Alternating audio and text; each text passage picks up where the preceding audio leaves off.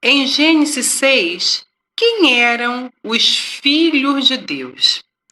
Hoje vamos lhe contar uma história muito mal contada da criação do mundo.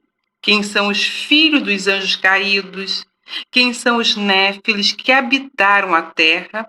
Ou aqueles gigantes que quase exterminaram a humanidade? Como nós estamos analisando o livro de Gênesis com vocês, resolvemos parar aqui no capítulo 6 de Gênesis. Esperamos que vocês gostem desse vídeo.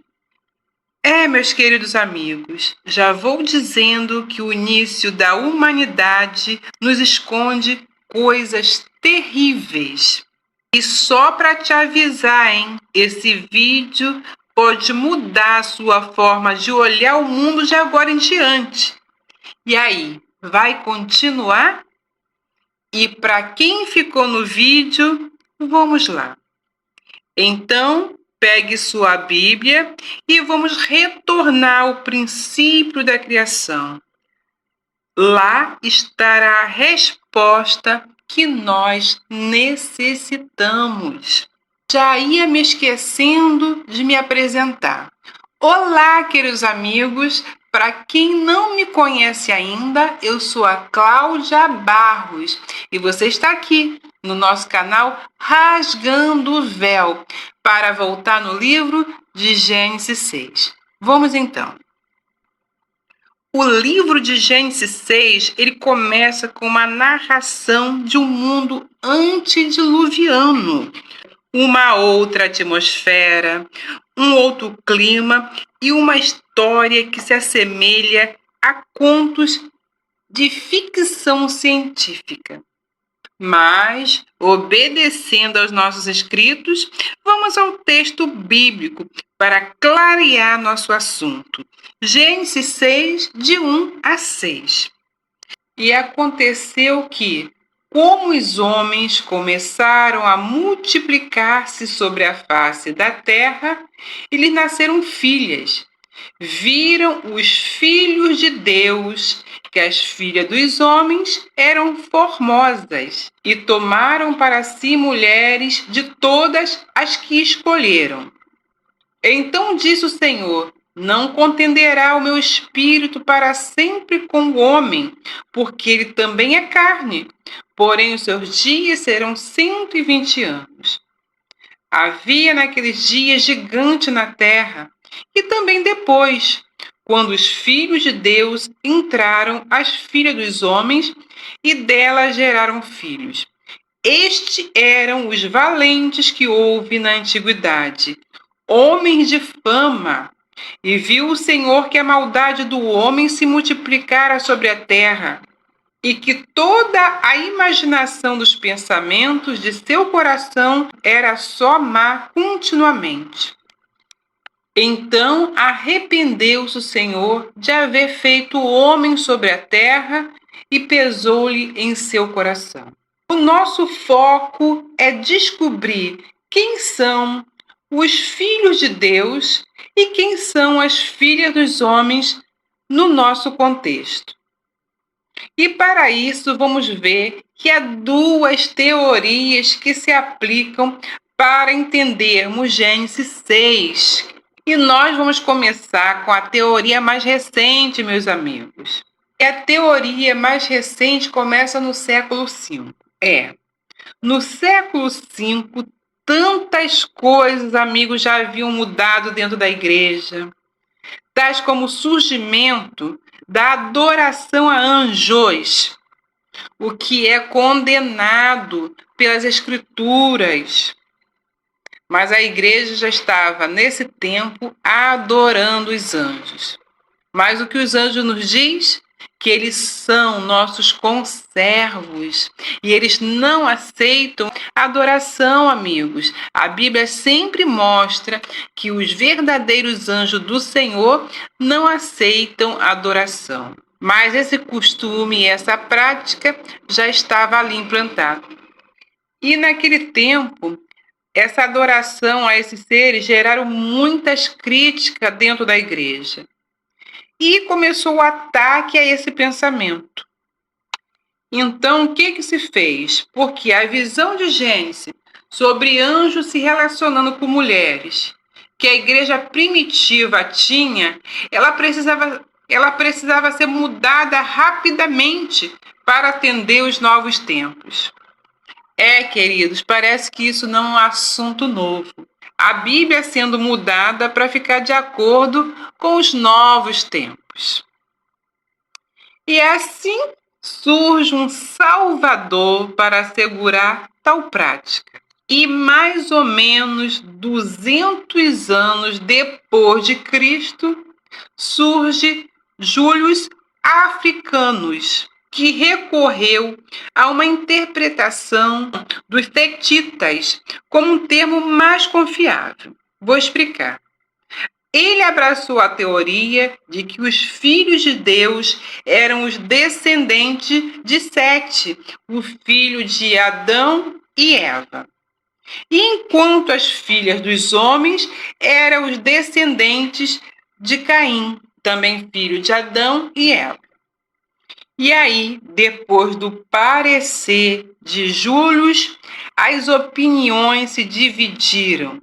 Continue atento comigo, meus amigos, porque Agostinho de Hipona, em 350 a 430 depois de Cristo, abraçou essa teoria dos Tetitas, e assim esse pensamento prevaleceu na Idade Média. Foi porque os homens acharam muito perturbador a visão literal da Bíblia sobre anjos caídos se relacionando com mulheres humanas. Então, nada melhor do que mudar o texto literal. Hoje nós temos muitos bons teólogos que também defendem essa ideia. Mas essa tentativa de provar que a linhagem de Sete são os filhos de Deus não tem fundamento bíblico. Os filhos de Elohim, quer dizer, filhos do próprio Deus, pois são criações diretas das mãos divinas e não da evolução natural humana, que era a teoria aceita até então pelos povos antigos e pelos hebreus. Então, inicialmente, se acreditava realmente que os filhos de Deus eram anjos. E nós temos esse termo, Benai Elohim. O que significa Benai Elohim?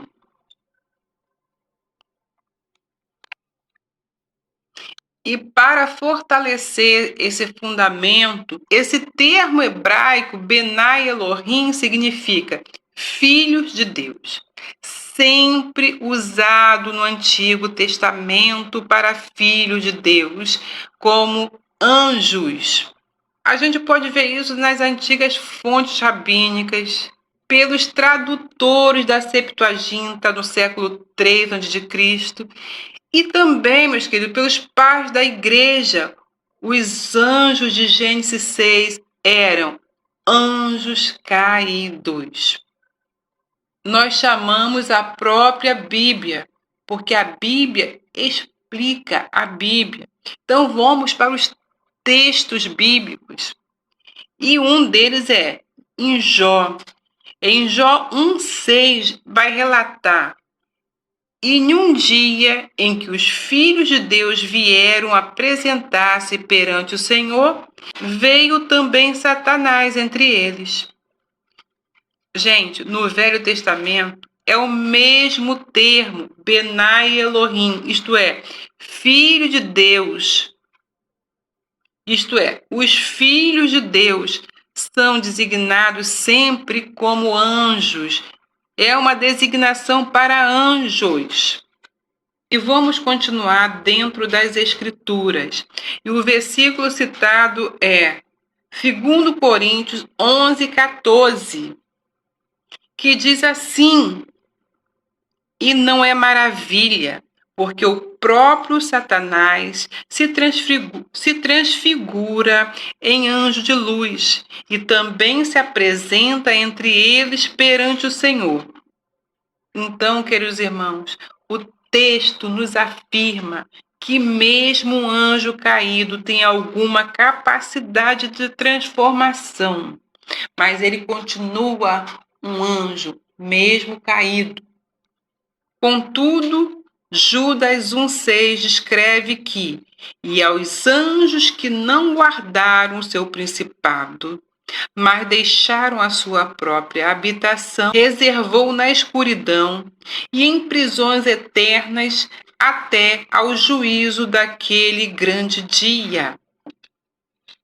E aí, assim, o próprio Judas, tem a consciência que os anjos haviam entrado na nossa dimensão terrestre com o intuito de se relacionar com mulheres humanas, não permanecendo assim dentro dos limites de autoridade que Deus havia dado, mas tinham deixado o lugar que o Senhor lhes havia determinado. Deus guarda-os na escuridão perpetuamente para o grande dia do seu julgamento.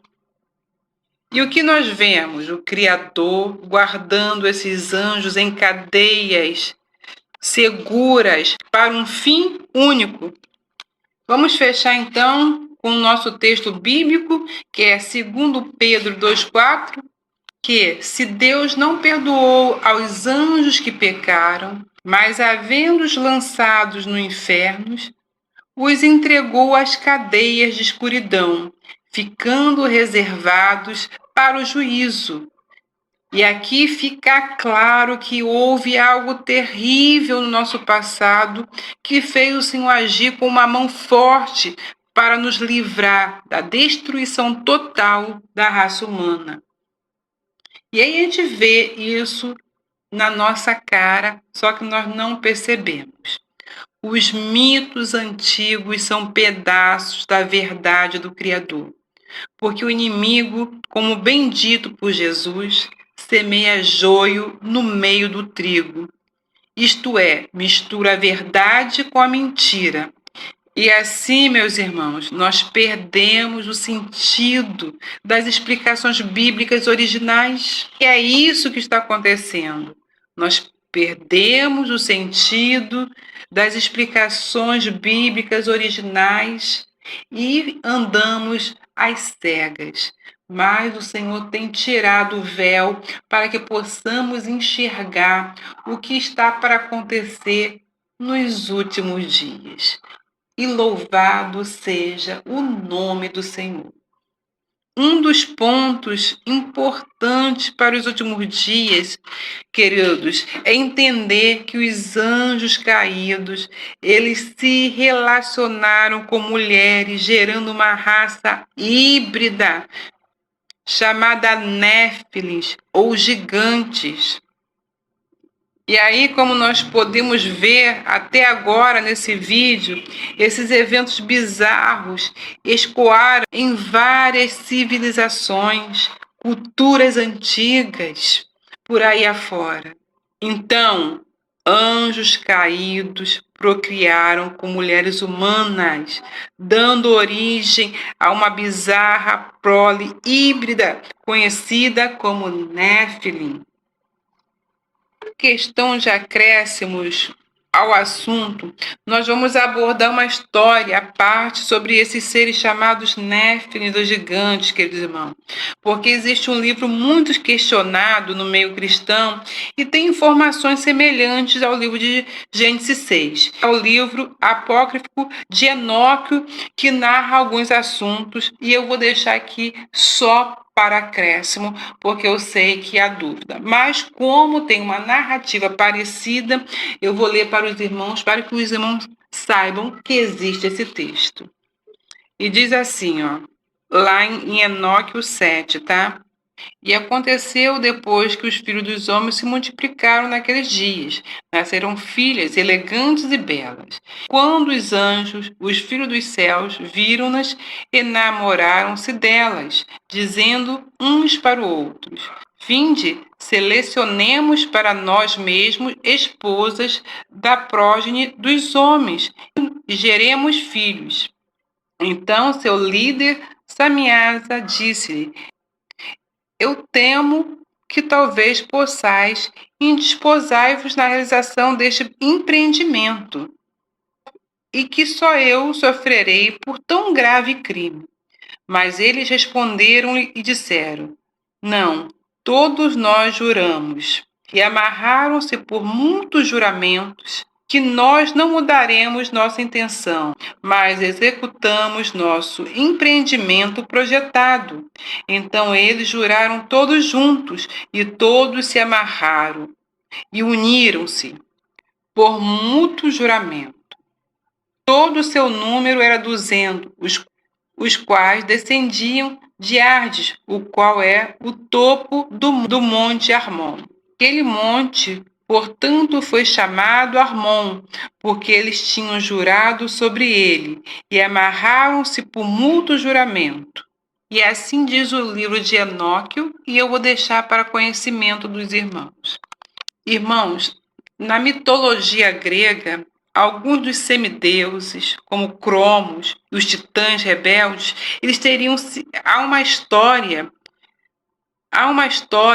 que eles teriam se rebelado contra seu pai, que se chamava Urno, e depois de uma disputa prolongada, foram derrotados por Zeus e foram então condenados ao Tártaro. Muito assustador essa semelhança com os Néfiles. Vocês não acham? Mas uma coisa sabemos, que o pai da mentira tenta trazer perturbação para confundir os fiéis. E eu só quero que você possa refletir sobre tudo isso. Irmãos, não é fácil falar tudo que eu tenho em mente em um pequeno vídeo. Então, estou tentando fazer um resumo, espero que vocês entendam. É claro que vocês vão ter que pesquisar também por conta própria. Mas vamos continuar aqui para finalizar. Há um alerta, meus queridos irmãos, de Jesus para nós que passa despercebido. Quando ele diz assim: como foi nos dias de Noé, assim será na vinda do Filho do Homem. Pois nos dias anteriores ao dilúvio, o povo via comendo, bebendo, casando-se e dando-se em casamento, até o dia em que Noé entrou na arca.